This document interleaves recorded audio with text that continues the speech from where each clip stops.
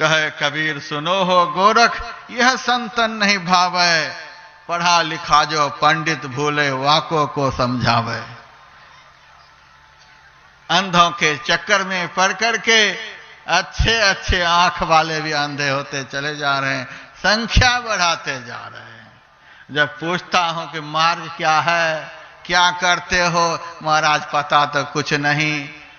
तो फिर लाइन में कैसे लग गए? का सब लग गए तो हम भी लग गए। ये भारत की भेड़िया धसान भक्ति, सब लग गए तो हम भी लग गए।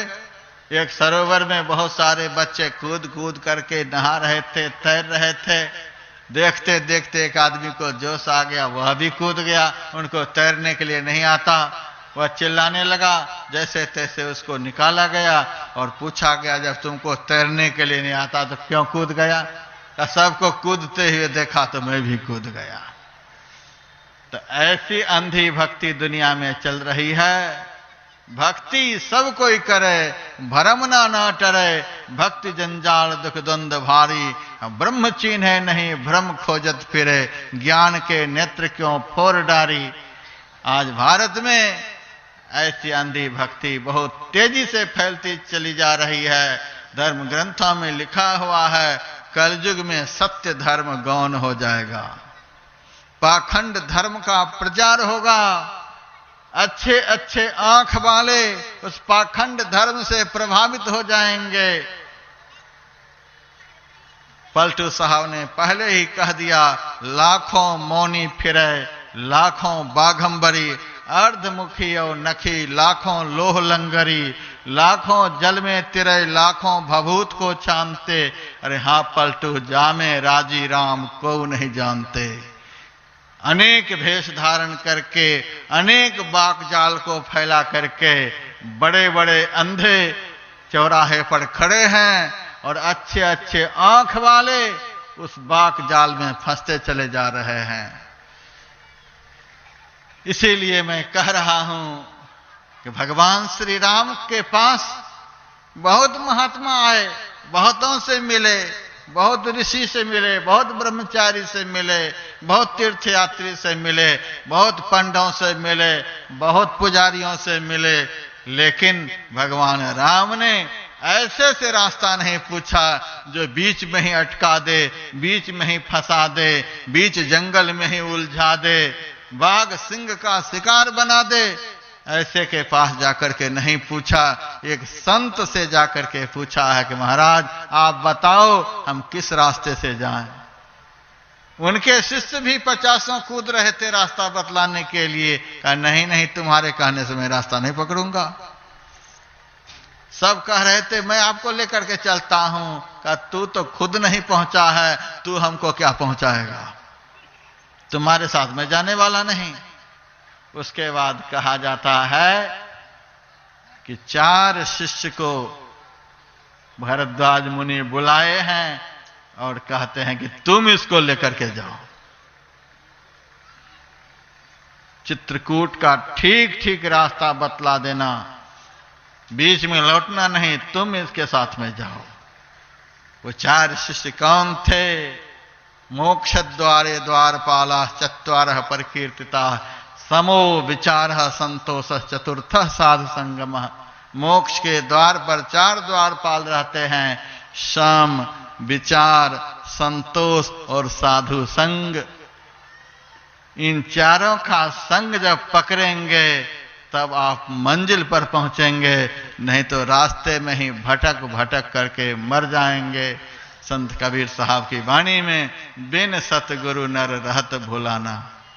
खोजत फिरत दुनिया के लोग शांति का मार्ग, शाश्वत आनंद का मार्ग, अखंड सुख का मार्ग तो खोज रहे हैं, भटक रहे हैं, लेकिन रास्ता का पता नहीं जान पाते हैं। खोजत फिरत राह नहीं जाना। कहां जाने से रास्ता मिलेगा? कबीर साहब कहते हैं पंछी के खोज और मीन के मार्ग ढूंढे न कोई पाया हो। कह कबीर सतगुरु मिल पूरा, भूले को राह दिखाया हो।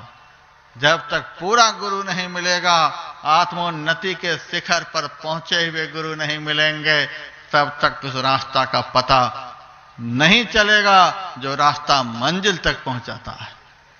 दुनिया में बहुत रास्ते हैं, जल मार्ग है, थल मार्ग है, वायु मार्ग है, कोई भी मार्ग मंजिल तक पहुंचा नहीं सकता। मंजिल उसको कहते हैं जहां पहुंचने के बाद चलने का फिर टेंशन नहीं रह जाए। है कोई दुनिया में ऐसा मंजिल जहां पहुंच करके फिर चलना नहीं पड़े? दुनिया के मंजिल के साथ रास्ते लगे हुए होते हैं, और हम जहां से संसार में चलकर आए हैं, जिस दिन वहां पहुंच जाएंगे उस दिन चलने का झंझट खत्म हो जाएगा। उस रास्ते का पता संत बतलाते हैं। उत्तिष्ठत जागृत प्राप्य वरान्य बोधत क्षुरस्य धारा निशिता दुरत्या दुर्गम पथस्तत् कवयो वदन्ति। यमराज ने नचिकेता से कहा था, अरे अज्ञानी जीव, अविद्याग्रस्त जीव, उठो, जागो, श्रेष्ठ पुरुषों के समीप जाकर ज्ञान प्राप्त करो। जिस तरह से छुरे का धार तीक्ष्ण और दुस्तर होती है, उसी तरह से तत्वज्ञानी लोग उस मार्ग के विषय में बतलाते हैं।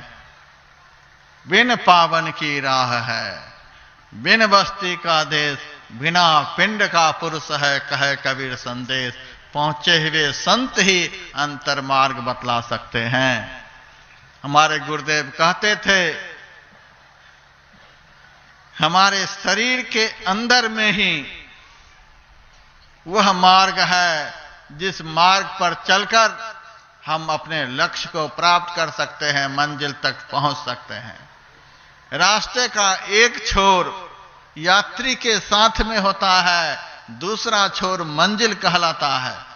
आप लोग जो जहां बैठे हैं वहीं से चलेंगे, जहां से आए हैं वहीं पहुंचेंगे। तब आप कहेंगे कि हम घर आ गए, मंजिल पर पहुंच गए। तो दूसरा छोर मंजिल कहलाता है, पहला छोर यात्री के साथ में होता है। इस संसार रूपी वन में कौन आया है? शरीर नहीं आया है, शरीर में रहने वाला आया है। शरीर में रहने वाले को जीव कहा जाता है, चेतन कहा जाता है, रूह कहा जाता है। यह चेतन ही चैतन्यमय मार्ग के सहारे, जड़ शरीर को चलने के लिए जड़ मार्ग बना हुआ है, और चेतन को चलने के लिए चेतन मार्ग बना हुआ है। जड़ मार्ग बाहर है, संसार में है, इंद्रियों का मार्ग है, विषयों का मार्ग है। चेतन का मार्ग प्रकाश है, चेतन का मार्ग शब्द है। वह चैतन्यमय मार्ग बाहर में नहीं है, सबके अंदर में है। और जहां पर यह जीव बैठा हुआ है, जहां पर इस चेतन का जागृत अवस्था में निवास है, वहीं से उस मार्ग का आरंभ हुआ है। हमारे गुरुदेव के वचन में आया है, प्रभु मिलने जो पथ धरी जाते, संतन बतलाए, घट में संतन बतलाए। परमात्मा प्राप्ति का मार्ग संतों ने इस शरीर रूपी घर के अंदर में ही बतलाया है। ज्योति नाद का मार्ग बना है, धरा जाए तिल से, लोधर जत्न करो दिल से। बाल नोक से में ही दर में ही हो पथ पावे, संत जन तामे धसी धावे। ज्योति का वह मार्ग है, शब्द का वह मार्ग है, धरा जाए तिल से। तिल कहते हैं बिंदु को, इड़ा पिंगला दोनों नाड़ियों का जहां मिलन होता है, उस मिलन से जो प्रथम प्रकाश चिन्ह अंदर में प्रकट होता है, उसी को 10वां द्वार कहते हैं, उसी को शहरक कहते हैं, उसी को आज्ञा चक्र कहते हैं, उसी को तिल खिड़की कहते हैं। वहीं से अंतर मार्ग का आरंभ हुआ है, वही मार्ग का पहला छोर है। और उसी छोर के सहारे हमारे गुरुदेव कहते हैं, सुनत लखत सुख लहत अद्भुति में ही प्रभु मिलते। बहुत दूर तक अंतर मार्ग पर एक से एक दिव्य ज्योति का दर्शन करता हुआ अभ्यास से आगे बढ़ता है,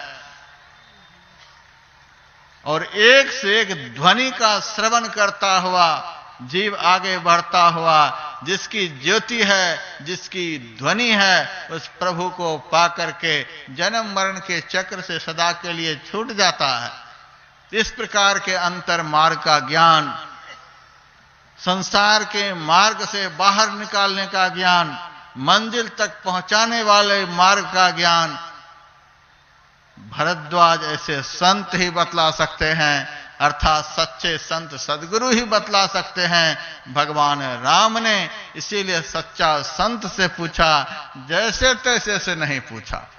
जिस देश में वेद ऐसा ग्रंथ हो, जिस देश में पुराण ऐसे ग्रंथ हो, संहिता ऐसे ग्रंथ हो, स्मृति ऐसे ग्रंथ हो, शास्त्र ऐसे ग्रंथ हो, रामायण ऐसे ग्रंथ हो, महाभारत ऐसे ग्रंथ हो और अनेकों संत साहित्य उपलब्ध हो, ऐसे देश में रहने वाले को भी यदि सच्चे मार्गदर्शक का पता नहीं चल रहा है, सच्चे सद्गुरु का पता नहीं चल रहा है, अंधे के पीछे लगे चले जा रहे हैं, अंधे की पूंछ पकड़े हुए दुनिया में घूम रहे हैं, उनके दुर्भाग्य की पराकाष्ठा है, उनकी अज्ञानता की पराकाष्ठा है। इतने धर्म ग्रंथ, इतने महापुरुषों का अवतार, इतने भगवान के अवतार जिस देश में हुए, उस देश के लोगों को भी यदि सही रास्ता नहीं मिला तो हम लोगों का भारत में जन्म लेना धिक्कार है। हम लोगों का इस पवित्रतम देश में जन्म लेना धिक्कार है। यहां जन्म लेकर के भी यदि सही रास्ता हमको नहीं मिला तो हमको धिक्कार है।